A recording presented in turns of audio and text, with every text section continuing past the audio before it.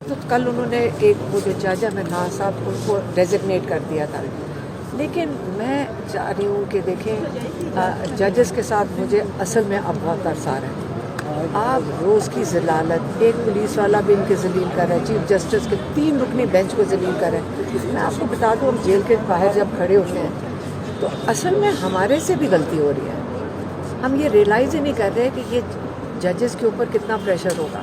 ہماری سب سے غلطی ہوئی ہے، ہم ججز کو برا بھلا کہہ رہے ہیں، لیکن ان کے ساتھ ہمیں کیا پتہ ان کو کیا تھریٹس ہیں، ان کو کیا مجبوریاں ہیں، بلیک میل، کیا کیا کچھ ہو رہا ہوگا۔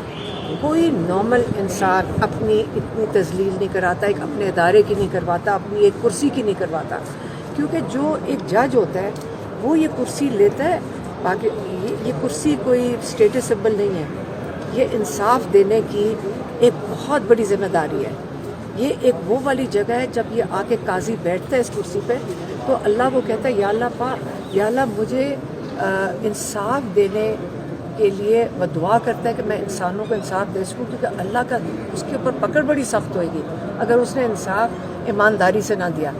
اب ایک ایمانداری سے جب انصاف نہیں دے سک رہا تو ہم سب کی ذمہ داری بنتی کہ روز جیل والے بھی ان کا مذاق اڑا رہے ہیں، ان کی توہین کر رہے ہیں، وہ جو کرنل بیٹھا ہے اس کا نام پولیس والے لے دیتے ہیں، تو ہمیں کیا فرق پڑتا ہے؟ ہم تو لیکن ہم غلط کر رہے تھے کہ ہم اڈیالہ کے باہر بیٹھے ہیں۔ ہمیں تو ججز کے ساتھ دینے کے لیے عدالتوں میں بیٹھنا چاہیے، ہمیں ان کو بتانا چاہیے کہ پاکستانی قوم آپ کے ساتھ کھڑی ہے، آپ فکر نہ کریں۔ جب ہماری جو کیا کہتے ہیں کلیکٹیو پاکستانیوں کی جو طاقت ہے، ایک کلیکٹیو طاقت ہے، ہم آپ کے سپورٹ کریں گے تاکہ آپ ہمیں انصاف دے سکیں، تاکہ ہماری عدالتوں کے ساتھ جو ایک سسٹمیٹکلی بڑا پلان طریقے سے ان کو کلیپس کیا جا رہا ہے، ہمیں ان کے پیچھے کھڑے ہوں گے تو یہ کھڑے ہوں گے۔ جو عمران خان کہتے ہیں رول آف لا، آج ہمارے سامنے اسٹیپ بائی اسٹیپ کوئی سازش کے تحت ہمارے ججز کو بالکل دبوچا جا رہا ہے۔ یہ دنیا میں نہیں ہوتا، کیونکہ آپ کو پتہ نا ونسٹن چرچل کا سب سے مشہور کال ہے اس کا، لوگوں نے ان سے پوچھا کہ ہمیں بڑی فکر ہے کہ ہم یہ جنگ جیتیں گے کہ نہیں، دوسری جنگ عظیم، تو اس نے کیا کہا تھا؟ پہلے یہ بتائیں ہماری عدالتیں انصاف دے رہی ہیں، ہم یہ جنگ نہیں ہاریں گے۔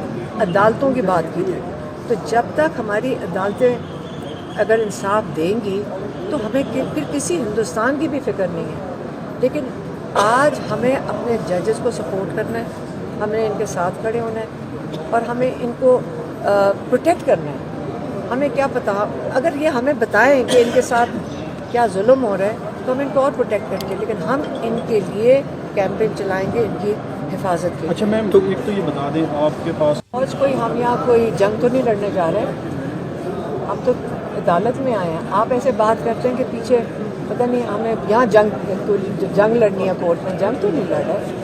آپ کس لیے فوج چاہیے؟ اب یہ کیا سسٹم ہے؟